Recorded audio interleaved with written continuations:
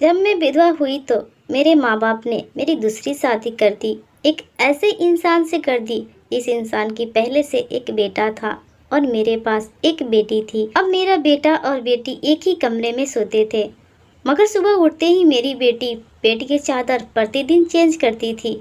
फिर मुझसे छुप छुप के पुरानी चादर धोती थी और खुद नहाने चली जाती थी। कई बार तो मेरी बेटी बेहोश भी हो जाया करती थी। वह दिन पर दिन कमजोर होती जा रही थी। एक दिन सुबह उठकर मैं जल्दी से बेटी के कमरे में चली गई, मगर आगे का माहौल देखकर मैं शर्म से पानी पानी हो गई। दिल से एक ही बात निकलती कि हे भगवान, ऐसी मंजर किसी भी माँ को न दिखाए, क्योंकि वह मेरी बेटी और बेटा है। मैं शादी के 2 साल बाद ही विधवा हो गई थी। उसी वक्त मेरी उम्र 18 साल की थी। मेरी माँ बाप ने मेरी शादी 16 साल की उम्र में ही कर दी। मैं अपने माता पिता की इकलौती बेटी थी, मगर मुझे ऐसा लगता था मैं उन पर एक बहुत बड़ा बोझ हूँ, मानो जैसे कि मैं उनकी बेटी ही नहीं थी।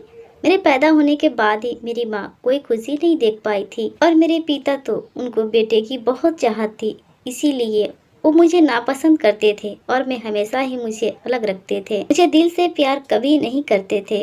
वो मुझे अपना मानते भी नहीं थे और मुझ पे तो बहुत गुस्सा करते थे। कुछ खानदानी शक्तियों की वजह से मेरे पिता की दूसरी शादी भी नहीं कर सके। बस इसी कारण वो मुझे बहुत नफरत करते थे। हर वक्त मुझे सख्त बात ही करते थे और इसी वजह से उन्होंने मेरी शादी भी जल्दी ही करवा दी थी। मेरा पति सरकारी स्कूल में एक शिक्षक था। हमारी एक 3 साल की बेटी थी, मगर एक दिन विद्यालय में आते हुए रास्ते में उनका एक्सीडेंट हो गया था और मौके पर ही उनका मौत हो गया। वो मेरा साथ छोड़ गए। वह दिन मेरे लिए किसी कयामत से कम नहीं था। मुझ पर तो परेशानियां कई पहाड़ ही टूट पड़े थे। कुछ दिन गुजरने के बाद मेरे सास ससुर ने भी मुझे मेरे माँ बाप के घर भिजवा दिया। शायद उन पर भी मैं बोझ थी। वो भी मुझे अच्छा नहीं समझते थे। उनके ख्यालों में मैं मनहूस औरत थी। मैंने ही जैसे उनके बेटे को मार दिया हो। फिर मैं चुपचाप अपने माँ बाप के साथ उनके घर चली आई। मेरे माँ बाप ही बोझ नहीं समझते थे। मैं अपनी बेटी को साइंस से लेकर अकेले अकेले बहुत रोती थी। फिर कुछ दिन बाद मेरे माँ बाप ने मेरी दूसरी शादी कर दी, एक ऐसे व्यक्ति से जिसका पहले से ही एक बेटा था और मेरे पास भी एक बेटी थी। हम दोनों के एक जैसे लिए हमारी शादी हो गई, वरना मेरे तो अच्छे रिश्ते भी नहीं आते थे। उसका बेटा मेरी बेटी से 1 साल छोटा था। उसके बेटे का नाम अजय था और मेरी बेटी का नाम सीमा थे। हम लोग साथ खाने लगे और वक्त इसी तरह गुजरने लगा। देखते ही देखते सीमा 16 साल की हो गई और अजय 15 साल का हो गया। जब अभिषेक के पिता का देहांत हो गया, वह भी इस दुनिया से चले गए। मतलब मेरे दूसरे पति भी हमेशा हमेशा के लिए हमें छोड़कर चले गए। उनकी हमेशा ही तबीयत खराब रहती थी। उन्हें तरह तरह की बीमारियां ने घर बना रखा था, लेकिन उनकी बीमारियों के साथ जैसे तैसे गुजर बसर हो रहा था। उनके जाने के बाद मानो जैसे घर की रोशन ही उड़ गई। हमारा अपना मकान था, इसलिए मकान की चिंता नहीं थी और मेरे घर में ही एक किराना दुकान छोटी सी थी। एक दिन जब हम सब सो रहे थे, फिर अचानक ही बहुत जोर से आवाज आई। मेरा तो दिल बैठ गया। मैं बहुत घबरा गई और डर भी गई थी। मैंने देखा कि आवाज तो अजय के कमरे से आ रही है। मैं उनके कमरे की तरफ दौड़ी हुई गई। मैं देखती ही हैरान हो गई। कमरे की छत गिर गई थी। यह देखकर मैं घबरा गई। अजय इस छत के नीचे तो नहीं दब गया? जब मैं करीब गई, मैंने जाकर देखा तो अभिषेक वहाँ नहीं था। वो बाथरूम जाने के लिए उठा होगा, इसी वजह से उनकी जान बच गई, क्योंकि उनके कमरे की छत गिर गई थी। मैंने ईश्वर से धन्यवाद किया कि यह तो अच्छा हुआ कि अजय कोई चोट नहीं लगी। अगर कुछ हो जाता, मैं उसके स्वर्गवासी पिता को क्या मुंह दिखाती। लेकिन अब हमारे पास इतने पैसे भी नहीं थे कि हम छत को दोबारा ढलवा सकते। कमरे का तो कबाड़ा ही बन गया था। सारी छत टूट चुकी थी और हमने उसको उसके हाल पर ही छोड़ दिया था। उसके बाद मैंने अपने लिए अपना बिस्तर रसोई में ही डाल दिया और कमरे में दोनों बच्चों को सोने के लिए कहा, क्योंकि बाहर तो बहुत ज़्यादा सर्दी थी और बाहर कोई सो भी नहीं सकता था और कमरे में एक बेड और एक चारपाई थी। 2 लोग भी मुश्किल से सो पाते। अब वो दोनों एक ही कमरे में सोते थे। मजबूरी थी, क्या कर सकते हैं। कमरे में तो दुकान थी और मेरे पति ने घर में 3 ही कमरे बनवाए थे। ये तो हम 3 लोग के हिसाब से कमरे ठीक थे, लेकिन एक कमरा दुकान के लिए भी ज़रूरी था। अब मजबूरी थी, क्या कर सकते थे, गुजर तो करना ही था। एक दिन मैं बेटा बेटी के कमरे में सोया तो बहुत सुबह सुबह कुछ ऐसा हुआ कि मैं चकित रह गई। अजय तो सवेरे उठकर नाश्ता करने भी बैठ गया था, जबकि सीमा अभी तक सो रही थी। वह तो इतनी देर तक नहीं सोती थी, लेकिन आज तो इतनी देर तक क्यों सो रही थी। उसकी आदत ही थी कि वह सुबह सुबह जल्दी उठ जाया करती थी। मैंने उसको आवाज़ दी थी तो वो उठ नहीं रही थी। थोड़ी देर के बाद मैंने उसके कमरे में जाकर उसको देखा तो पता चला कि वह बेहोश हो चुकी थी। मैं बुरी तरह से घबरा गई थी। उसको क्या हो गया? मैंने फ़ौरन ही अजय को बोला कि पास के ही डॉक्टर को घर बुलाओ। डॉक्टर घर पर आए तो डॉक्टर ने कहा कि यह बेहोश हो गई है। लड़की काफ़ी कमज़ोर है, कोई भारी काम इसे मत कराना, बस आराम ही आराम कराना। फल अच्छा खाना बगैर खाए ही ठीक हो जाएगी। जब सीमा को होश आया तो मैं उसके पास गई और मैंने उससे पूछा कि तुम्हें क्या हो गया था। वो कहने लगी कि बस ऐसे ही, मुझे बैठे बैठे ही चक्कर आने लगे थे और मैं बेहोश हो गई थी। मैंने अपनी बेटी से कहा कि तुम आराम करो, मैं तुम्हारे लिए नाश्ता बनाकर लाती हूँ। जब मैं नाश्ता लेकर आई और मैंने आकर देखा वह अपने कमरे में नहीं थी और कमरे के बिस्तर पर चादर भी नहीं थी। मैंने बाहर जाकर उसको देखा तो वह इस चादर को बैठकर धो रही थी। मैंने उसे पूछा कि ये चादर क्यों धो रही है? तुम्हारी तो तबीयत खराब है ना? डॉक्टर ने तुम्हें आराम करने के लिए कहा है। मैं उस पर बहुत चिल्लाई और कहा कि यहाँ से उठो और जाओ कमरे में और नाश्ता करो, कुछ खाओ पियो, तभी तो जल्दी ठीक होगी ना। उसने कहा कि नहीं नहीं, मुझे यह चादर ज़रूरी है बिस्तर पर बिछाने के लिए, हमारे घर में तो एक ही चादर है ना। मैंने कहा कि अचानक ये चादर धोने की भूत सवार तुम्हें सर पर क्यों हो गई है? इतनी तो गंदी भी नहीं थी जो तुम धोने के लिए बैठ गई। छोड़ो इसे, मैं खुद चादर को धो दूंगी। उठो यहाँ से। उसने मेरी बात नहीं मानी और चादर को छत पर सुखाने के लिए चली गई। उसके बाद ही उसने नाश्ता किया। फिर थोड़ी देर बाद वह सो गई और अजय भी काम पर से आ चुका था। उसको सिर्फ मैंने हाई स्कूल तक ही पढ़ाई थी और वह कपड़े की दुकान पर काम करता था। वह बहुत ही मेहनती था। घर वाली दुकान तो मैं चला लिया करती थी। वैसे भी उस दुकान में ज़्यादातर बच्चे ही आते थे। इसी तरह से हमारा दिन गुजर रहा था। अजय ने मुझे कहा कि मैंने खाना खाकर आया हूँ। वह देर से आया था और सीमा भी पहले ही कमरे में जा चुकी थी। वह भी जाकर कमरे में सो गया। मैंने भी अपने रसोई में चारपाई डाल रखी थी। बदलने की वजह से मुझे नींद नहीं आ रही थी। मैं अपने पति को याद कर रही थी। दूसरा पति मेरा बहुत अच्छा था, मेरा ख्याल रखता था। उसने कभी मुझे पहले पति का ताना नहीं दिया था और मेरी बेटी को हमेशा अपनी बेटी समझता था। और मैंने भी अजय को कभी नहीं बताया था कि वो मेरा बेटा नहीं है। उसने भी मुझे अपने हिस्से का प्यार ले लिया था। वो मुझे सगी माँ से भी ज़्यादा प्यार करता था और मेरा हर कहना मानता था। वह उस घर के अकेला ही मर्द था। वह हमारा इकलौता ही सहारा था, वरना हम दोनों औरतें कहाँ जाते। काम भी अच्छे तरीके से कर नहीं रहा था। मैंने उसे कहा भी था कि वह आगे पढ़ाई प्राइवेट स्कूल से पढ़ ले, क्योंकि अगर उसके पास कोई डिग्री होती तो नौकरी भी अच्छी मिल जाएगी। वह मेरी बात मान लेता था। सुबह सुबह फिर से कुछ ऐसा हुआ कि मैं हैरान रह गई। सीमा फिर से बेहोश हो चुकी थी। इस बार तो कुछ उसकी शक्ल देखकर लग रहा था जैसे कि उसके जिस्म का खून खींच लिया गया हो। वह बिल्कुल पीली पड़ गई थी। फिर मैंने डॉक्टर को बुलवाया। डॉक्टर ने कहा कि मैंने आराम करने के लिए कहा था। इसको खाने में क्या खिलाया था आपने?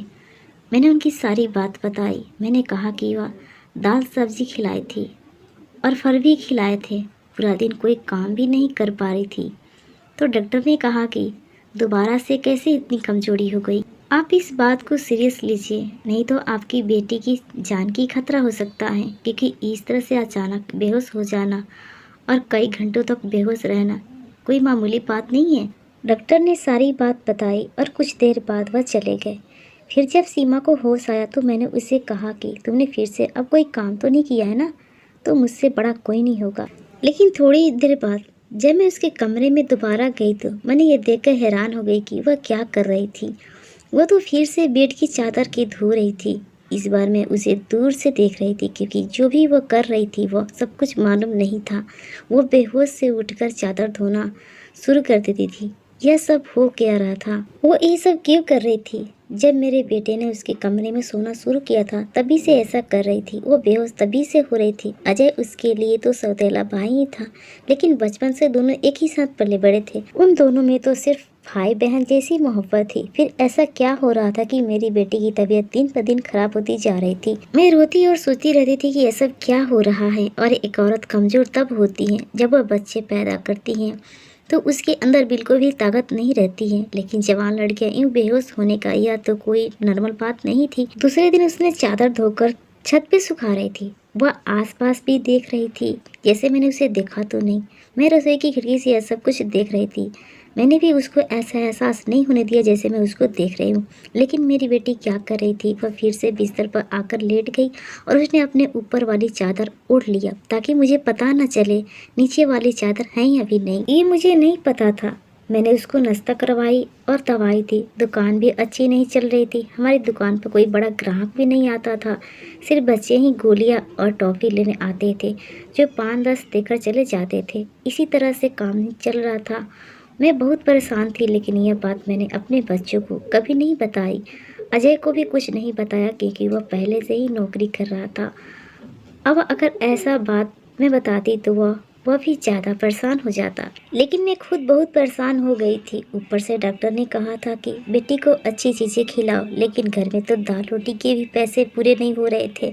घर का खर्चा करना बहुत मुश्किल हो रहा था। लेकिन एक दिन बहुत कुछ अजीब हुआ, जो मैंने अपने बेटे अजय और सीमा को कुछ ऐसी बातें करते हुए सुनी थी जिनकी मुझे बिल्कुल भी समझ में नहीं आई। मेरे बेटे ने कहा, तुमने तो अभी से ही अपनी तबीयत खराब कर ली। इस तरह से नहीं चलेगा। अगर तुम्हें इतनी परेशानी हो रही है तो फिर हम यह सब काम नहीं करते।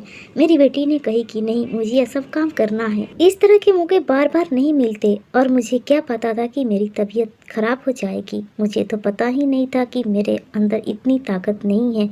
मेरे बेटे ने कहा कि अब तुम्हें पता है ना, मैं तुम्हारी जिंदगी पर दबा नहीं लगा सकता।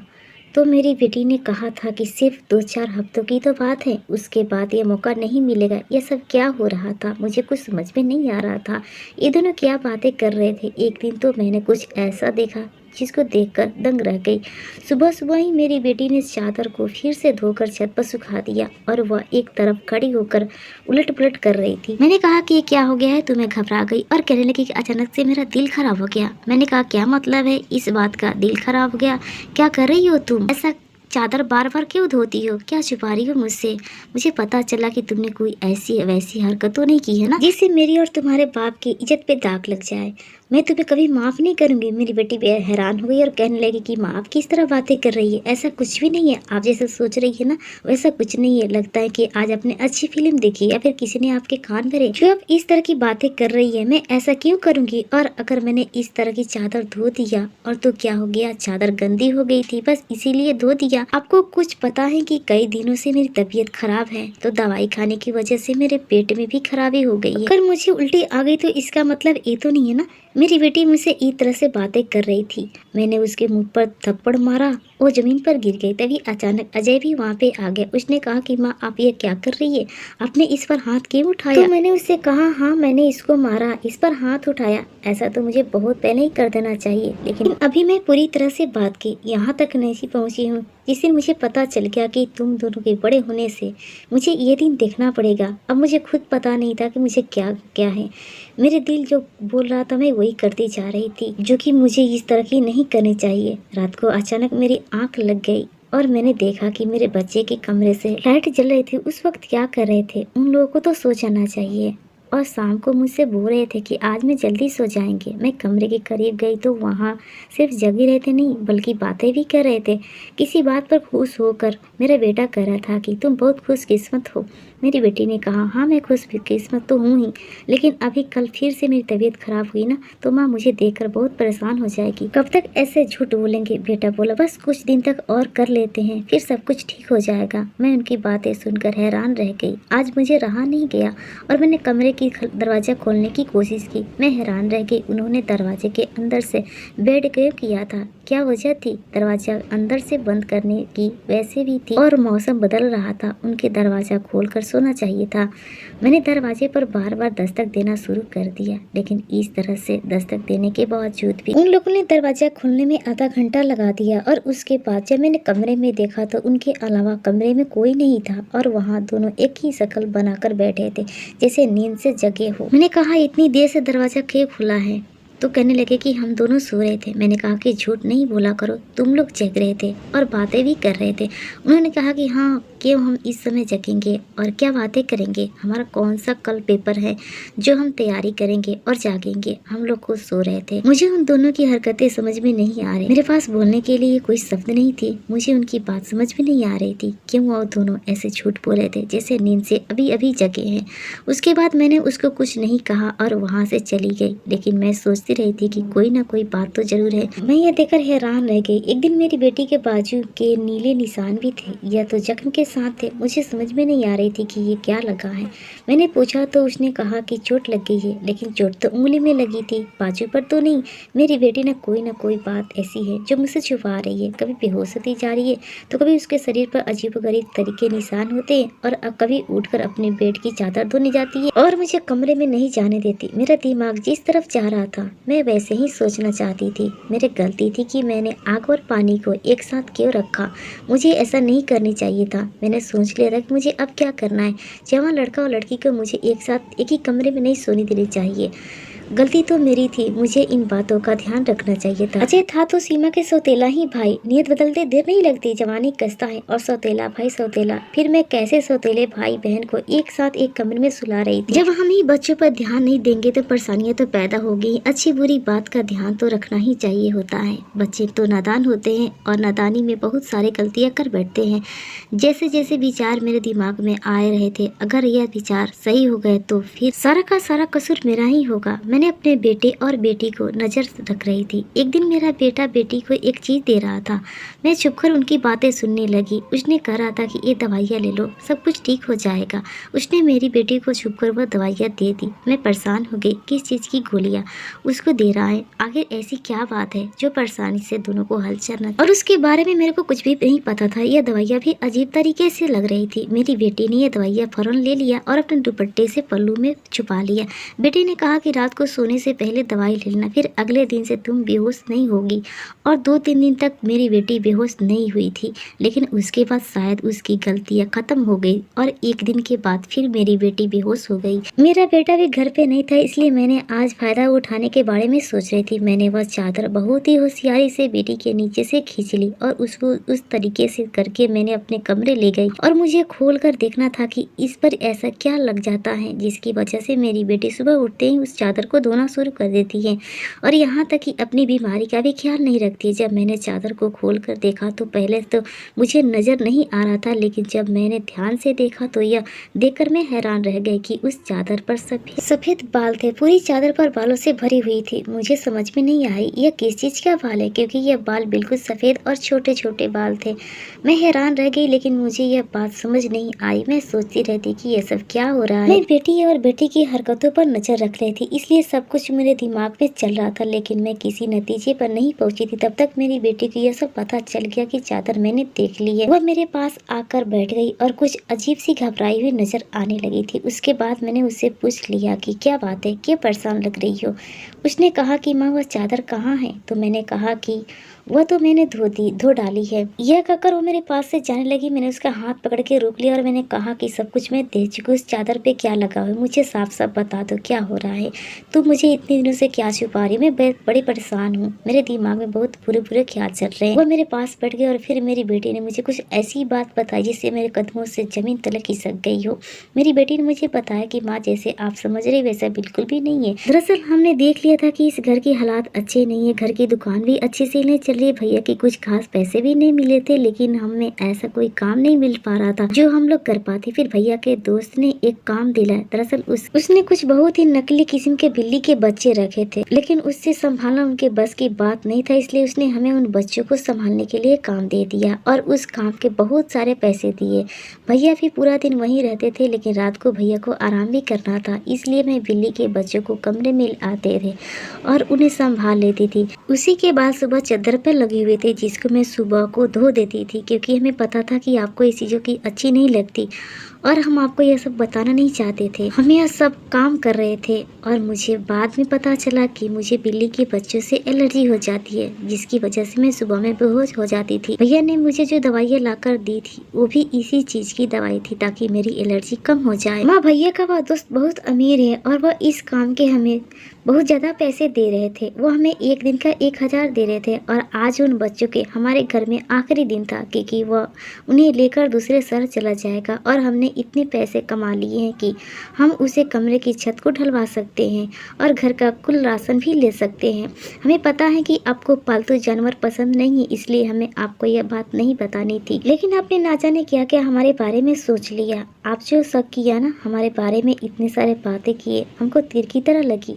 मैं जानती कि वह सब मेरा सौतेला भाई है, लेकिन वह मेरे लिए भाइयों से बढ़कर है। उसने हर बार सिर्फ हमारे बारे में ही सोचा, जबकि देखा जाए तो उसके लिए हम क्या लगते हैं। उसका पिता तो इस दुनिया से जा चुका है और उसके लिए मेरे रिश्तेदार भी है जो कि हमें बहुत ज्यादा अमीर है। वो उनके साथ जाकर भी रह सकता था, लेकिन वह फिर भी हमारे साथ रहा, क्योंकि वो हमें भी अकेला नहीं छोड़ना चाहता है।